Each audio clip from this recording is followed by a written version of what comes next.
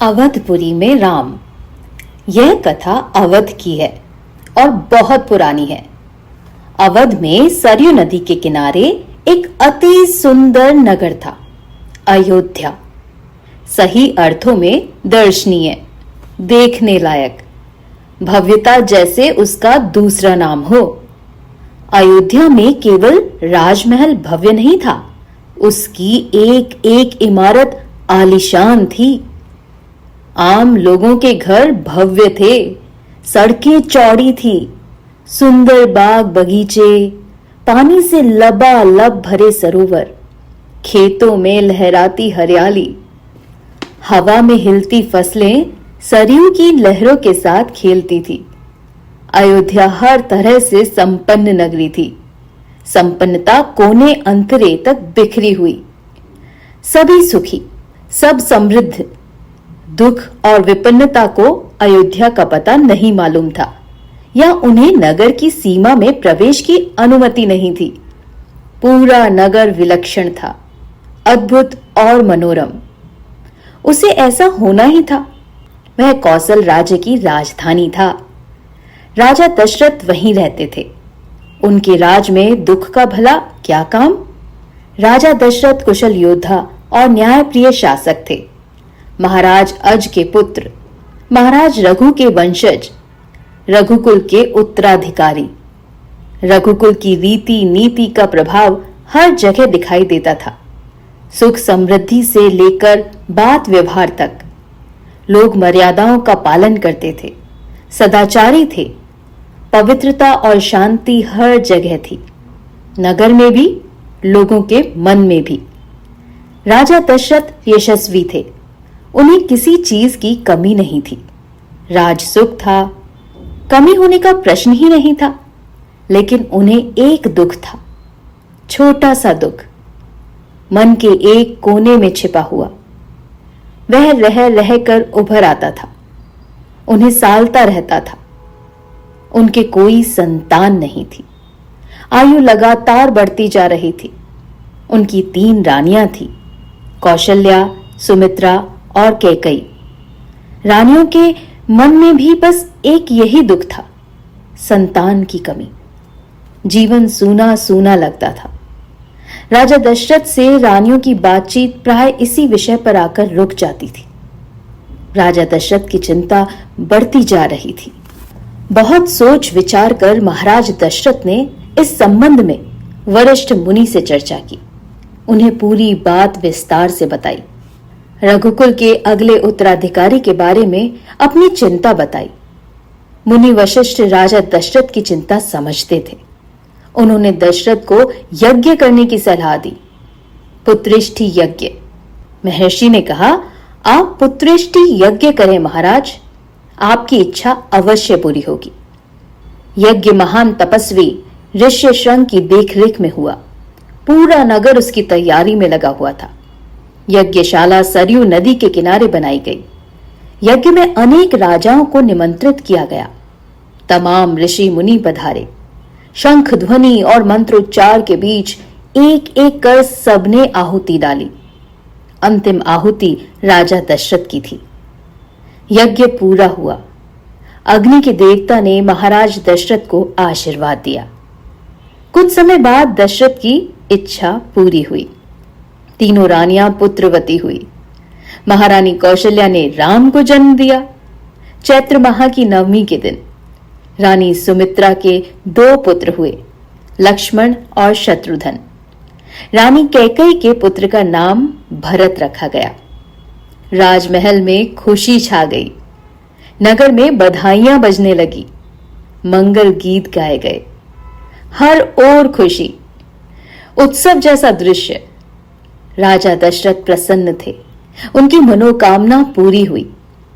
प्रजा प्रसन्न थी कि दशरथ की चिंता दूर हुई।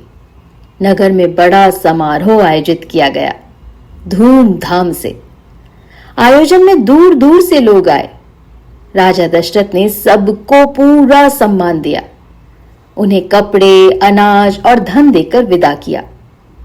चारों राजकुमार धीरे धीरे बड़े हुए। वे बहुत सुंदर थे, सुदर्शन। साथ खेलने निकलते तो लोग उन्हें देखते रह जाते। आंखें उनसे हटती ही नहीं। चारों भाइयों में आपस में बहुत प्रेम था। वे अपने बड़े भाई राम की आज्ञा मानते थे। खेलकूद में लक्ष्मण प्राय राम के साथ रहते। भरत और शत्रुघ्न की एक अलग जोड़ी थी और बड़े होने पर राजकुमारों को शिक्षा दीक्षा के लिए भेजा गया। उन्होंने कुशल और अपनी विद्या में दक्ष गुरुजनों से ज्ञान अर्जित किया, शास्त्रों का अध्ययन किया, शस्त्र विद्या सीखी। चारों राजकुमार कुशाग्र बुद्धि थे। जल्द ही सब विद्याओं में पारंगत हो गए। राम सबसे सर्वोपरि थे। उनमें कई अन्य गुण भी थे, विवेक, शालीनता और न्यायप्रियता। राजा दशरथ को राम सबसे अधिक प्रिय थे, ज्येष्ठ पुत्र होने के कारण और इन मानवीय गुणों के कारण भी। राजकुमार कुछ और बड़े हुए, विवाह योग्य। नगर में इसकी चर्चा होने लगी। महाराज दशरथ भी ऐसा ही चाहते थे, अपनी संतानों के लिए सुयोग्य वधुएं। परिजनों में चर्चा पहले से ही हो रही थी। बाद में पुरोहितों को भी इसमें शामिल कर लिया गया। अयोध्या का राजमहल। एक दिन ऐसी ही चर्चा चल रही थी, गहन मंत्रणा। तभी एक द्वारपाल घबराया हुआ अंदर आया। उसने सूचना दी कि महर्षि विश्वामित्र पधारे हैं। महाराज दशरथ तत्काल अपना आसन छोड़कर खड़े हो गए, द्वार की ओर बढ़े महर्षि की अगवानी करने। उन्हें लेकर दरबार में आए। विश्वामित्र को ऊंचा आसन दिया गया। विश्वामित्र कभी स्वयं राजा थे, बहुत बड़े और बलशाली। बाद में अपना राजपाट छोड़ दिया, संन्यास ग्रहण कर लिया, जंगल चले गए। वहीं उन्होंने अपना आश्रम बनाया। उसे उन्होंने सिद्धाश्रम नाम दिया। महर्षि के स्वागत सत्कार के बाद दशरथ ने कहा, महर्षि आज्ञा दें, मैं आपकी क्या सेवा कर सकता हूं? आप अपने मन की बात कहिए, आपकी आज्ञा का पूरी तरह पालन होगा। राजन, मैं जो मांगने जा रहा हूं उसे देना आपके लिए कठिन होगा। आप आज्ञा दीजिए महर्षि, मैं उसे पूरा करने के लिए तत्पर हूं, बिल्कुल नहीं हिचकूंगा। मैं सिद्धि के लिए एक यज्ञ कर रहा हूं। अनुष्ठान लगभग पूरा हो गया है, लेकिन 2 राक्षस उसमें बाधा डाल रहे हैं। मैं जानता हूं कि उन राक्षसों को केवल एक ही व्यक्ति मार सकता है, वह राम है। आप अपने ज्येष्ठ पुत्र को मुझे दे दें ताकि यज्ञ पूरा हो। विश्वामित्र ने कहा। दशरथ पर जैसे बिजली गिर गई। वह अचकचा गए। उन्हें उम्मीद ही नहीं थी कि मुनिवर उनसे राम को मांग लेंगे, उनके ज्येष्ठ पुत्र, उनकी सबसे प्रिय। दशरथ चिंता में पड़ गए। विश्वामित्र दशरथ की दुविधा समझ रहे थे। उन्होंने कहा, मैं राम को केवल कुछ दिनों के लिए मांग रहा हूं। यज्ञ 10 दिन में संपन्न हो जाएगा। महाराज दशरथ दुखी हो गए। पुत्र वियोग की आशंका से कांप उठे। दरबार में सन्नाटा छा गया। दशरथ की दशा देखकर मंत्री चिंतित थे, पर चुप थे। महर्षि वशिष्ठ शांत थे। इतने में दशरथ कांप कर बेहोश हो गए। होश आया तो डर ने उन्हें फिर जकड़ लिया। मूर्छित होकर दोबारा गिर पड़े। संज्ञा शून्य पड़े रहे। महर्षि विश्वामित्र का क्रोध बढ़ता जा रहा था। दरबार सशंकित था, किसी अनिष्ट की आशंका से। वे कुछ समझ नहीं पा रहे थे। महर्षि और महाराज के बीच संवाद में कुछ बोलना उचित भी नहीं था। मुनि वशिष्ठ चुपचाप आकर महाराज दशरथ के पास खड़े हो गए। थोड़ी देर बाद दशरथ उठे। स्वयं को संभालते हुए उन्होंने महर्षि से विनती की, महामुनि, मेरा राम तो अभी 16 वर्ष का भी नहीं हुआ है। वह राक्षसों से कैसे लड़ेगा? राक्षस मायावी हैं। वह उनका छल कपट कैसे समझेगा? उन्हें कैसे मारेगा? इससे अच्छा तो यही होगा कि आप मेरी सेना ले जाएं। मैं स्वयं आपके साथ चलूं, राक्षसों से युद्ध करूं। महर्षि विश्वामित्र ने कोई प्रतिक्रिया व्यक्त नहीं की। क्रोधित थे, पर उसे व्यक्त नहीं कर रहे थे। उन्हें अपने यज्ञ के नियम याद थे। क्रोध करने से यज्ञ खंडित हो जाता है, अनुष्ठान अधूरा रह जाता है। मैं राम के बिना नहीं रह सकता महामुनि, एक पल भी नहीं। आप राम को छोड़कर जो चाहे मांग ले, उसे मत ले जाइए। मैं राम को नहीं दूंगा, बिल्कुल नहीं। वह मेरी बुढ़ापे की संतान है, मैं उससे बहुत प्रेम करता हूं। महर्षि का क्रोध भभक उठा। दरबार, मंत्रीगण और ऋषि मुनि सख्ते में आ गए। आप रघुकुल की रीत तोड़ रहे हैं राजन, वचन देकर पीछे हट रहे हैं। यह बर्ताव कुल के विनाश का सूचक है। आप जानते हैं कि मैं स्वयं दुष्ट राक्षसों का संहार कर सकता था, लेकिन मैंने संन्यास ले लिया है। अगर आप राम को नहीं देंगे तो मैं यहां से खाली हाथ लौट जाऊंगा। बात बिगड़ती देखकर मुनि वशिष्ठ आगे आए। महाराज दशरथ को समझाया राम की शक्ति के बारे में, प्रतिज्ञा तोड़ने के संबंध में, महर्षि विश्वामित्र के साथ रहने पर राजकुमार राम को होने वाले लाभ के बारे में। राजन, आपको अपना वचन पूरा करना चाहिए। रघुकुल की रीत यही है।